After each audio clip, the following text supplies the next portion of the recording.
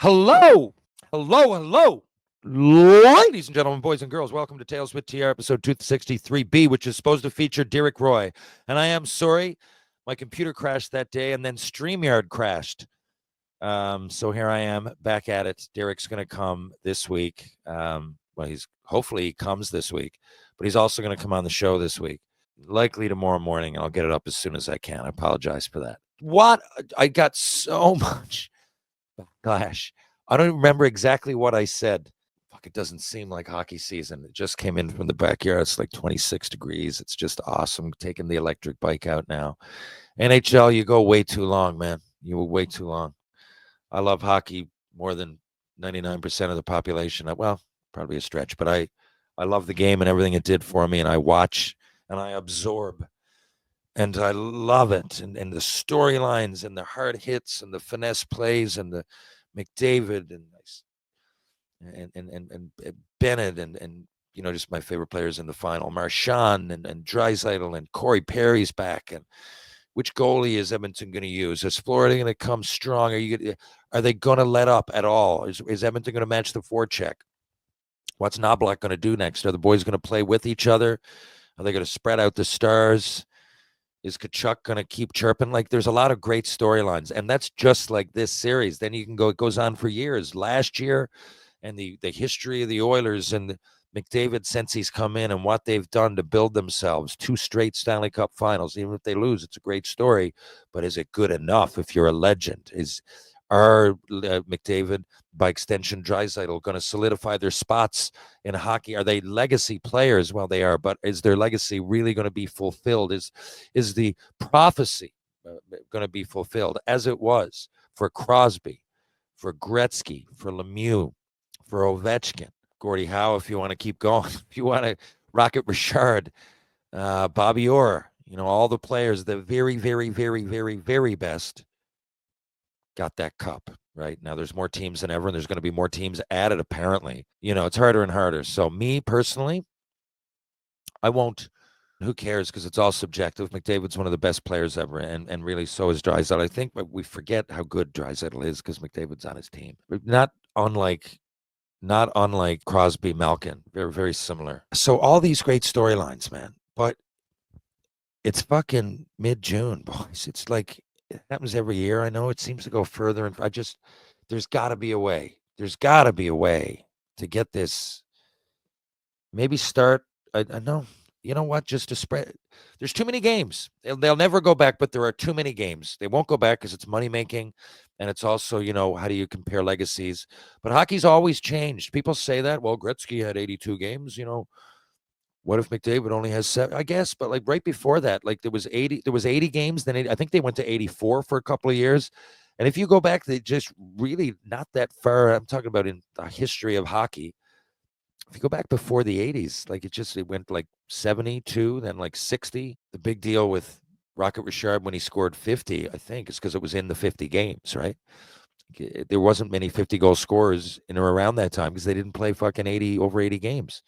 And you got 8 exhibition games, total waste. You could start a bit earlier. Even with the Olympics and the 4 nations, you can still do it. No one, like I said, no one will ever take games away. But I've always said hockey, we play with a fucking weapon in our hands. There's no out of bounds. You're going faster than they are in the other sports. It's hard. It's just hard. It's hard. That's not a complaint as much as just it's a fact. And you look at all the other sports. I've said it. Football, I mean, they go hard, but there's an offensive and a defensive team. They're playing 17 games and then one off in the playoffs. So like NHL players playing very, again, if you were just to compare it to football, okay, I'm talking in terms of physical and mental. I mean, we're changing on the fly, which doesn't mean anything on the surface, but it does when the game's going. Then you can just get hit. You can just keep going, and the clock's not ticking when the fucking play stops, man. And you're getting hit, and sometimes it's 5-1, and the game's over. And that's when the fucking tough guys come out and pick a fucking fight, and there's a brawl, right? Like I said, you run out of room. I remember like going down I only played against Pronger, I think once, Chris Pronger, but anybody of that ilk. I played against Stevens a couple times. Fuck, Brian McCabe, Sheldon Surrey in the minors, Chara. Like, I remember, like, on all these guys that were just these big, and that's just who you guys would probably know because I'm saying the words, and they went pro, but like, and they're like kind of NHL stars, but like, in junior, those out west, oh God, like Sugar Ray Schultz we had on our team, and he made practices hard. Great guy, but he wasn't giving you a free pass. This is everybody, and the Western League at the time, but big fucking guys. That Chris McAllister, him and Belak were partners. Belak wasn't just in the NHL, he was more tough than anything, and he played forward a lot. But he was drafted as a D man. He went like first round, and he was what 6'5", 240. His D partner Chris McAllister was bigger. 6'7", like 250. I mean, junior is probably 220, but I'm so you're trying to make a decision. Do I go into the middle where one of these guys could like open ice hit me? Do I try to go around them to the outside? Because I think I can do that. I think I got better foot speed, but if I don't, then it's Chris McAllister that's going to hit me into those boards that don't budge, man. Or the glass that used to be plexiglass in the fucking 80s. And then, like, I remember sometime in my junior career, it just was hard all of a sudden. And you're getting hit into that, man. That's fucked. Like, it's hard, man. It's hard. You got a weapon in your hand. Each whistle, that if the game's over, or it's playoffs or whatever. I shouldn't say if the game's over. It's when it gets the most violent for me. Guys know I fight, so they'll pick one. But, in the heat of the battle, you got a weapon and guys are slashing you and fucking cross-checking you. You go in front of the net, man. Even in hockey now, you got to be ready. Wear those rib pads. Put shit on your kidneys. Put some protection there because you're getting it. You're getting it. Right? And it's constant. Now do that. And in exhibition, it's no easier because there's heroes there like me back in the day that are going to finish every hit. Sometimes it's more intense, and it's like you might let up a little bit because it's exhibition and someone fucking paced you, right? Our hockey playoffs, the NHL playoffs, like right now. So let's say Connor McDavid and company lose. Let's just say they lose. Then what's the reward? Is 2 years in a row going deep into June.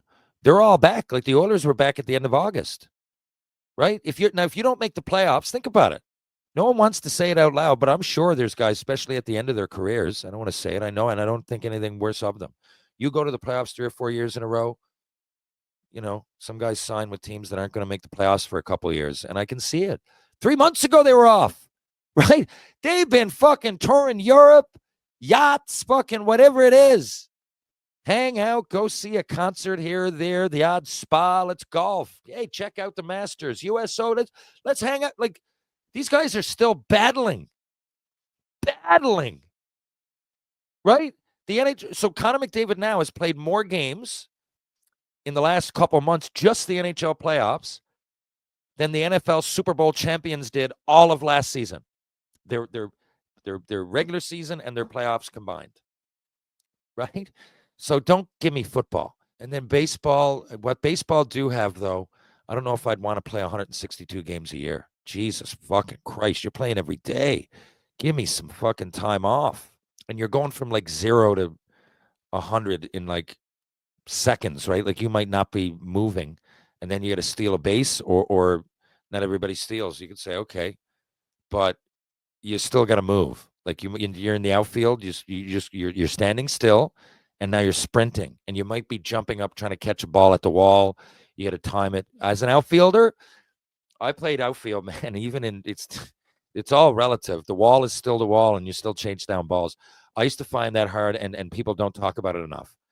Like it's a real decision. Ball coming over your head, you got to fucking, and you know the wall is there, and you got to look at the ball. So at some point, you're not going to hit it. Anybody can jump up and jump into a wall and cushion it and know the timing of it. But if you're trying to catch a ball that's coming from the exact opposite direction and you're running back and you kind of lose track, all you really have is a glance at the warning track, and then you can kind of feel it with your feet. But all warning tracks aren't the same. So it's not like being in front of the net or judging like a cross ice pass. Warning tracks are change from field to field. So you don't always have an idea. And you have an idea. It's not perfect at any point. And you're trying to catch that ball, and at some point you might put your shoulder out. So you're going to have to jump and like kind of absorb it. You don't have the jump, but it helps. But it hurts, right? Baseball, and then even just stealing a base after doing nothing but chewing fucking seeds for the last 2 innings, like so that's why I think there's injuries in baseball. But I'll take that injury over a cross check in the face for sure, or a hit coming through the middle. So there is wear and tear though that's underrated in baseball, but it's baseball, right? It's baseball. The rest of it is that it's baseball. So don't give me that.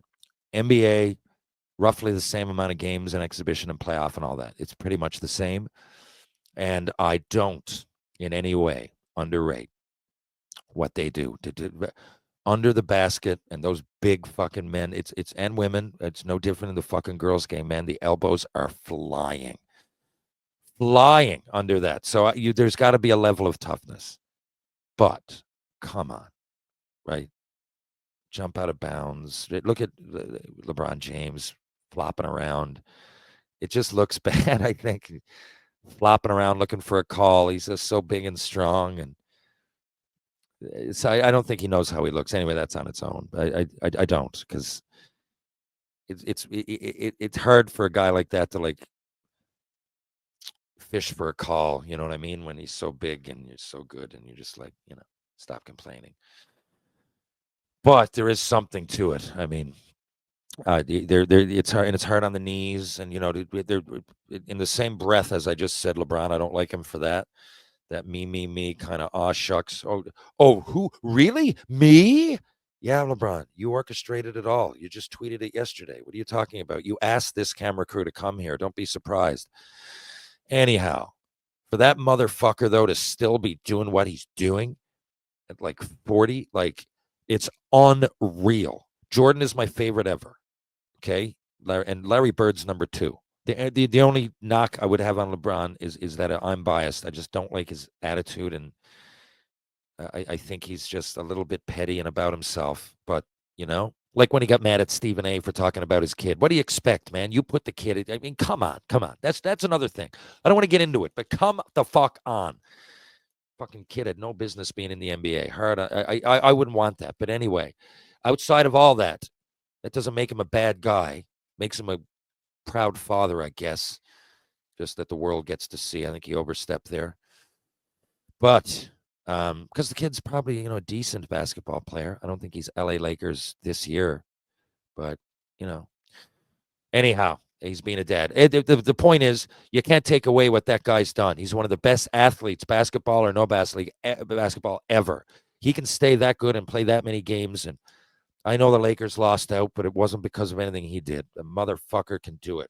And he's one of the most lights out, best athletes of his generation, of course, ever. I really believe that. Don't just particularly love the guy. There's definitely something to be said for that. But that's the 4 major sports, and I don't think you can come close. Just in so many, I could get technical then. I really could.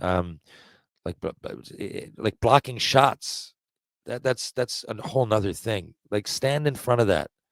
Think of the best athletes in all those sports, first of all. Give them skates, they can't do it. So there's a hard to it, and then there's like, let's respect us as athletes, because we're doing all of that all you guys are doing. Timing, and I know hitting a baseball is supposed to be the hardest thing to do, and hitting a 3-pointer is all these things, and throwing the touchdown pass for 60. I mean, that all those things, and it's timing though, right? So we got timing too. Pretty much things that you're doing in those sports, the 4 major sports, there's a lot of similarities. There's a lot of parallels. The way you have to have timing, and hockey IQ, I'm sure, is similar to basketball IQ. Why do most hockey players I know, like I grew up, I just tried out for the basketball team. I made it, of course. Wasn't great, but good enough to make a pass, know when people are dribble and make a pass there. I bet you Mitch Marner there, a creative hockey player, is a good decent passer. But Connor McDavid, Leon Draisaitl, Patrick fucking Kane, you name it.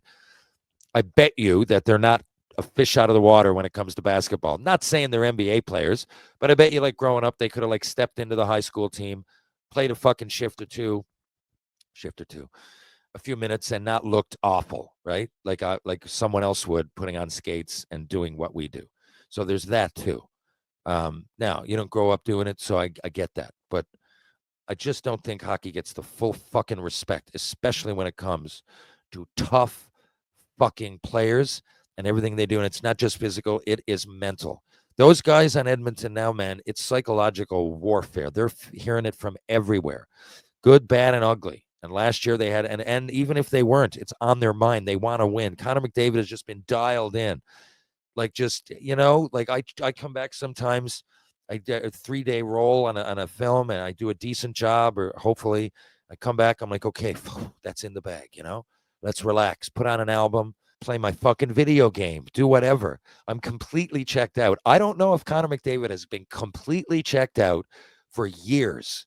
And I don't know who else on that team, but they're all dialed in. Same thing with Florida. I guess I'm so used to speaking from an Edmonton perspective because I speak on the Jason Greger show. Check it out on Tuesdays and Thursdays. So anyway, I didn't even mean to talk about this today. I guess it's as good as any to talk about because it's a waster podcast. It's a throwaway. It's like a B-side for an album or a single for a band. But I guess it's worthy to talk about it now. A lot of you are anyway. And to finish that thought, actually, fuck, I'm everywhere. Why do I have coffee before I go on air? It's bad enough as it is. But for all those reasons, okay, I guess I got into a little thing about how hockey is, and I fully believe it's the hardest of the four sports, physically and mentally combined. And mentally, I guess we could go into another. I didn't really touch on that, but I think it's similar mentally for anybody in any fucking pro sport to keep your job and to stay there, and the media and all that. Now, of course, we could get into that if someone wants to. I'm sure that argument, maybe we could even debate it someday. But I think that hockey, just physically, okay, let's just stay there. I think it's the hardest. So for that reason, NHL, what are you doing, man? What are you doing? It's just too long. It's just too long, right? This is summertime. Imagine if you're on the Oilers, and now I got them to win. I had them to win at the beginning of the year and the playoffs. Nothing against Florida. They're a great fucking team. And right now, obviously, the odds are Florida are going to win. They got 2 chances. The Oilers got 1. But the Oilers, their resilience is fucking, whether they win or not, man, coming back. They were nearly down 3-0. They were down 3-0 in game 4. I really, really respect those fucking gritty motherfuckers. And Florida, they're playing Florida's game pretty well. Like, Florida knew they were going to, or everybody knew Florida were going to come out hard. They got two-way players that are gritty, that go to the net. And Edmonton do too, though. I don't think at the same level, but they've been matching it. You got to give them respect. But imagine if they lose again. They did no Stanley Cup ring, and 2 years in a row, they've gone nearly to the end of June, and they're committed. So last year, remember, I don't know exactly, but McDavid called them all back early. I think it was the end of August. They all came in. That's not much time off, man. At some point, you get burnt out. You're a human, right? And you want to be a team player. So once you go to camp, you lock into being a team player, right? You lock in and you're on, right? And right from whatever happens, as soon as Connor McDavid steps foot in Edmonton in the late summer, early fall, no, it'll be late summer. It'll be September 22nd, right? Summer ends. He'll be asked about this time now, right? Think about how long ago September was. That's it. The whole time they've been locked in as a team. And you need to breathe and move back. And guys like McDavid and a few more played in the Four Nations. They had all of the stress. Here's another stress ball. Boom. Take that and like it. And we all loved it as hockey fans, but it's taxing on the body and the mind, man. It really is. And the NHL doesn't help themselves by going this fucking far. Figure out a way to get it done in May. I'd say mid-May. But anyway, that's my thoughts. I'd say fucking late April, to be honest with you, for fuck's sakes. 60 fucking 5-game schedule. It'll never happen. There's nuances, and there could be reasons that there's all kinds of, if you talk about the other sports, there, of course, there are reasons. I know that. And if I can't imagine being a big time batter because you're not really in control. Hockey, you got the puck on your stick, and you can do good things without, like I can play 5 good games in a row and not get a point. It's not likely they'll all be good, but I could do that. In baseball, I don't know if I can do that if I swing and miss and I don't hit the ball, right? You just, that's it. The ball's coming in, and not only that, you could be hitting it. You could not strike out at all and just go, you're getting up 4 or 5 times a game generally, right? And you could be tattooing it, but they're major leaguers that you're hitting it at. If you don't hit the gap, There's really nothing you can do about that. You can twist your body a little bit. You can roll with the pitch. But in hockey, I can go, okay, I'm going to get it. I'm going to dump it in. And I'm going to flip it soft in and start hitting. And that's what a guy like me would do. Like if I went 3 games without scoring in any league, I'd go, okay, like in ball hockey, even like maybe not in the hitting part, but I'd figure out a way to, okay, on my stick, it's not going. Let's dump it. Let's chase it. Let's do something different. In hockey, you can fucking hit, right? That's a stat. So, and I can block a shot. There's always going to be times that you can chip in. So I can see how mentally, and that's just one example before I go. So there are examples in every sport. Like I can see how that would be really mentally taxing, and you could start like swinging at shit that you never normally would. There's slumps in hockey, but like I said, you could still do things that you could be an 8 out of 10 out there, even as a scorer, and not put the puck in. But well, look at I mean, I'm not even talking play defensively, but you could also be an ace defensively, like Alexander Barkov, and you do a hell of a lot out there without. Anyway, that's my story, and I'm sticking to it. Derek Roy, fuck, he's going to be here soon. Now that I know that my computer's all right, we're good to go. So I'll have him tomorrow or the next day. Thanks for listening, and thanks for the patience. If you're downtown St. John's, Newfoundland and Labrador, you want to go out, you want to hit George Street, why not check out Trinity Pub, TJ's Pub, Rob Roy Confusion, Martini Bar, Green Sleeves, and of course, Bull and Barrel. If you want to go out for a bite to eat, check out Loose Tie, check out Blue on Water, check out Wedgwood Cafe. We also do catering. You want to work out, check out Rope Walk Lane, Power Conditioning, Ryan Power Conditioning, strength balance for the body and mind, baby. Hey, and you know what? You want to go to Mr. Lube? There's 2 locations in St. John's, Newfoundland and Labrador. One's on Cameron Road, one's on Torbay Road. Live, laugh, love! And you know what? Crown Cabinets. Just check it out, just because they're the best goddamn cabinet company this side of Montreal. My word. GS Construction out Edmonton Way, laying the groundwork for your community. Carpet Factory right here in St. John's, laying the carpet for your community. True Hockey. Take what's yours, baby! And of course, Muggsy jeans. I loves me Muggsy jeans. They're so comfy. They're so stretchy. Thanks for listening. See you guys in a couple of days. Catch you on the rebound.